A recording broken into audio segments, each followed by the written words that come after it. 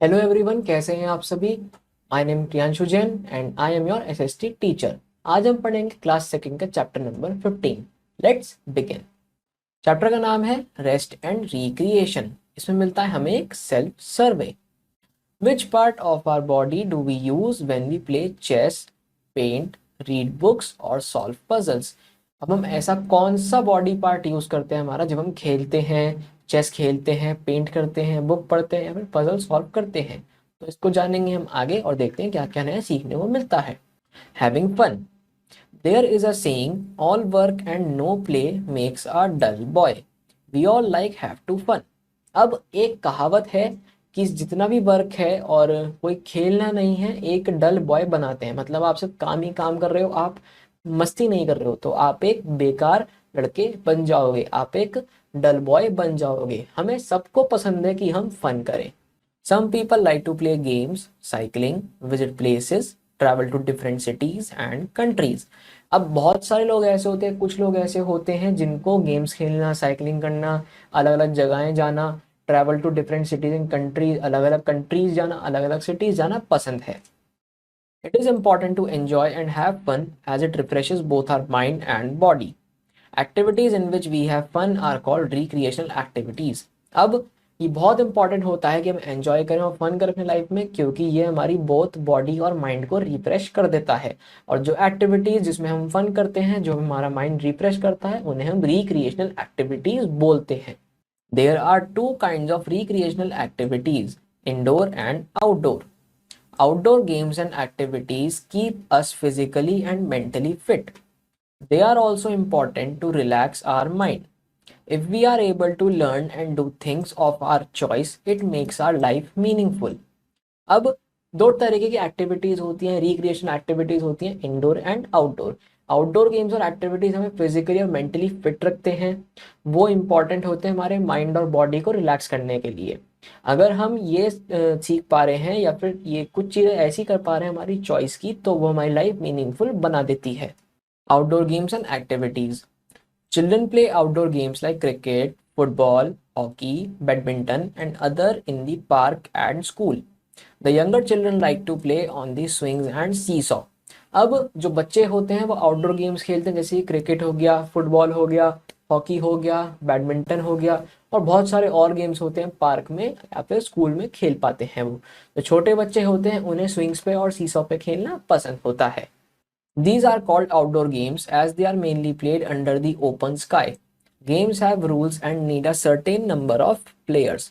अब ये सभी गेम्स आउटडोर गेम्स क्यों कहलाते हैं? क्योंकि ये सब मेनली हम कब प्ले करते हैं? ओपन स्काई में, यानी आसमान के नीचे, कि छत के नीचे नहीं, इंडोर नहीं होते, ये अंदर नहीं खेलते हम किसी घर के। अब गेम्स जो हैं उनके कुछ रूल्स होते हैं और सर्टेन नंबर ऑफ प्लेयर्स होते हैं। There are outdoor other activities as well such as swimming, skating, taekwondo etc. which are very good for your body. अब बहुत सारे ऐसे आउटडोर एक्टिविटीज होती हैं जैसे कि स्विमिंग, स्केटिंग और टाइक्वांडो, और बहुत सारी और हैं जिनमें आप बहुत अच्छे होते हो और वो आपके लिए, बॉडी के लिए अच्छी होती हैं। अब आप क्या होंगे कि सर आप भी तो इंडोर बैठे हो, तो मैंने भी टाइक्वांडो सीखा है, मैं भी ब्लू बेल्ट हूँ टाइक्वांडो में, और मुझे स्विमिंग नहीं आती पर मुझे स्केटिंग बहुत अच्छी आती है, मैंने मेडल भी जीते हैं। तो इस तरीके से आपको पढ़ना भी है, आपको मस्ती भी करनी है और आपको स्पोर्ट्स भी खेलने हैं, ताकि आपकी बॉडी फिट रहे और आप एकदम तंदुरुस्त रहो। Do you know, going out on a picnic, going to a fair और a puppet show are also outdoor activities that refresh both our mind and body. On picnics, we go to different places that are nearby. Picnics are done under the open sky. We play, sing, dance, cook our food outside and have fun. अब picnic पे जाना, fair में जाना बाहर, और puppet show में जाना भी एक हमारी ऑल्सो आउटडोर एक्टिविटी में आती है, क्योंकि वो हमारा माइंड और बॉडी को रिफ्रेश करती है। पिकनिक्स पे हम अलग अलग जगहों पे जाते हैं जो कि पास में होती हैं। पिकनिक्स जो होती हैं वो अंडर स्काई होती हैं, ओपन स्काई में हम गाना गाते हैं, खेलते हैं, डांस करते हैं, खाना पकाते हैं, आउटसाइड करते हैं, सारे काम मस्ती करते हैं। Indoor games and activities. Activities like playing chess, watching television, listening to music, dancing, going to gymnasium, solving riddles, painting, reading comic books and puzzles are most done indoors. These are called indoor activities as they are mainly carried out within the four walls of a room. अब जो activities जैसे कि chess खेलना, फिर television देखना, गाना सुनना, dance करना, जिम जाना, रिडल सॉल्व करना, पेंटिंग करना, कॉमिक बुक्स पढ़ना और पजल सॉल्व करना, ये सब मोस्टली इंडोर्स होता है, चार दीवारी के अंदर होता है और इसलिए इन्हें इंडोर एक्टिविटीज बोलते हैं। Vacation trips. Going out on a vacation is also a recreational activity. This involves visiting different places that are different from other places where we live. During a vacation, we travel mainly by train, plane, bus और car. अब vacation भी एक recreational activity होती है। इसमें अलग अलग places visit करना इन्वॉल्व होता है जो कि हमारे रहने वाली प्लेस से डिफरेंट होती है। वैकेशन के टाइम पे हम जनरली ट्रेन, प्लेन, बस या कार यूज करते हैं ट्रैवलिंग के लिए। During summer vacations we often visit a hill station. We go to a desert और a beach during the winter holidays. अब समर वेकेशंस के टाइम पे हम हिल स्टेशन जाते हैं और हम डेजर्ट या फिर बीच जाते हैं विंटर के टाइम पे। These visits help us gather knowledge about different places. Sometimes we also visit our relatives who live far away.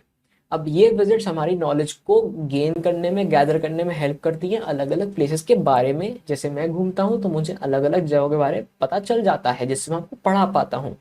कई बार हम अपने रिलेटिव्स के पास जाते हैं जो हमसे बहुत दूर रहते हैं। जैसे मान लीजिए मेरी कोई मौसी या फिर आंटी हैं, वो बहुत दूर रहती है, लाइक उत्तराखंड में या फिर हिमाचल में, तो वहाँ जा सकते हो आप। वो भी आपकी एक तरह से विजिट हो गई या फिर आपकी एक तरह से वैकेशन हॉलीडे हो गई। Staying healthy. Elders should also spend some time on outdoor activities such as early morning walk, jogging, yoga, etc. It is fun to visit amusement parks, heritage moments, museums and जू। अब जो बड़े लोग होते हैं उनको भी थोड़ा टाइम निकालना चाहिए आउटडोर एक्टिविटीज़ के लिए, जैसे कि सुबह सुबह वो चलने चले गए, मॉर्निंग वॉक करी, जॉगिंग करी, योगा करी और बहुत सारी और एक्टिविटीज़ होती हैं। जो 60-70 के एज के लोग होते हैं आजकल तो वो भी जिम जाते हैं, तो इन लोगों को भी जाना चाहिए ताकि इनकी बॉडी अच्छी रहे। अम्यूजमेंट पार्क विजिट करने में, हेरिटेज मॉन्यूमेंट्स विजिट करने में, म्यूजियम्स और जू भी जाने में बहुत मज़ा आता है, इन लोगों को जाना चाहिए।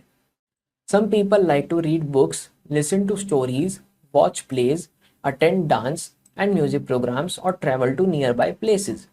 अब कुछ लोग ऐसे होते हैं जिनको बुक्स पढ़ना पसंद है, स्टोरीज सुनना पसंद है, प्लेस देखना पसंद है, dance and music programmes attend करना पसंद है या फिर नियर बाय प्लेसेस में घूमना पसंद है। तो इन सब चीज़ों को भी हम कह सकते हैं कि ये रिक्रिएशनल एक्टिविटीज़ हैं। Just as we eat food to grow and be healthy, these activities are also essential for our mind and body. अब जैसे कि हम खाना खाते हैं हमारी बॉडी को ग्रो करने के लिए और हेल्दी करने के लिए, वैसे ये एक्टिविटीज जो हमारी एसेंशियल होती है हमारी बॉडी और माइंड को हेल्दी रखने के लिए। We must try to develop at least one hobby like reading, singing, dancing, gardening, collecting stamps and coins or anything of our interest.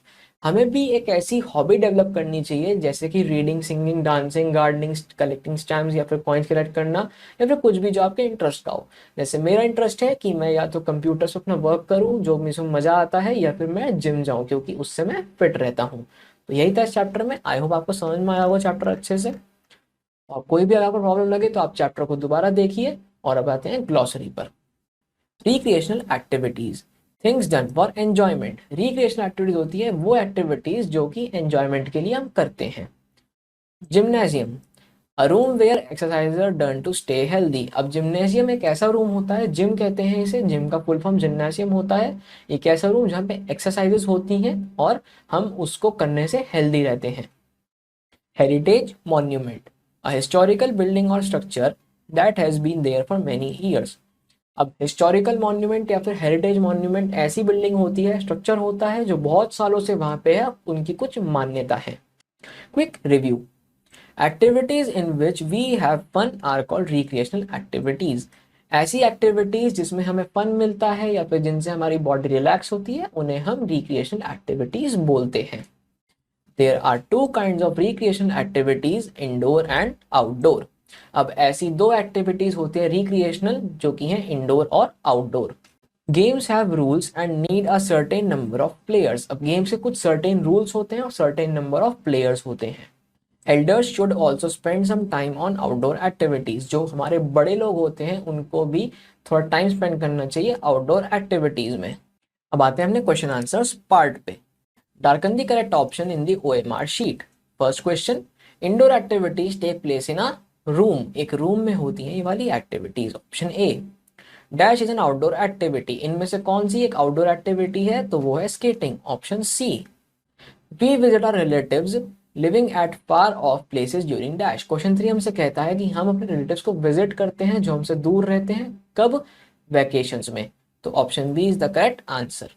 Fourth, recreational activities refresh dash. Recreational activities किसको refresh करती हैं? Mind और body दोनों करती हैं. तो option C, both A and B is the correct answer. अब आते हैं choose the correct words from the box and fill in the blanks पर. तो फर्स्ट है activities in which we have fun are called dash activities.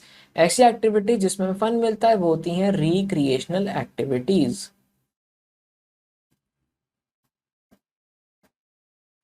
Second, dash is an outdoor activity.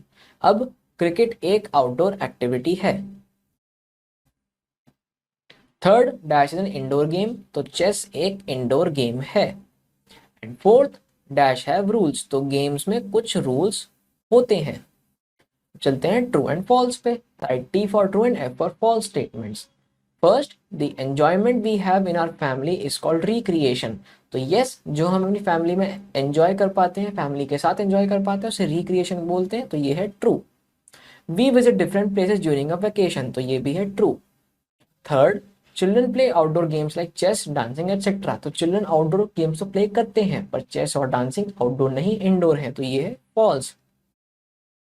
Fourth, swimming is an indoor activity. Yes, swimming एक indoor activity है. तो ये है true.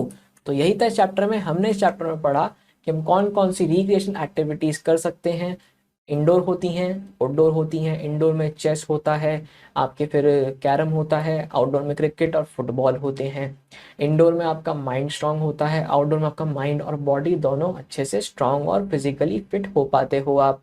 और इन सब से आपकी माइंड और बॉडी अच्छे से रिलैक्स हो पाती है, आप अपना काम अच्छे से कर पाते हो. और जैसा कि हमने फर्स्ट लाइन में पढ़ा था कि सिर्फ काम एक डल बॉय बनाता है, पर काम एंड रिक्रिएशन एक स्मार्ट बॉय बनाता है. तो आई होप आपको अच्छे से चैप्टर रिवाइज हो गया होगा. मैं मिलता हूँ आपसे नेक्स्ट चैप्टर में. तब तक के लिए बाय, टेक केयर.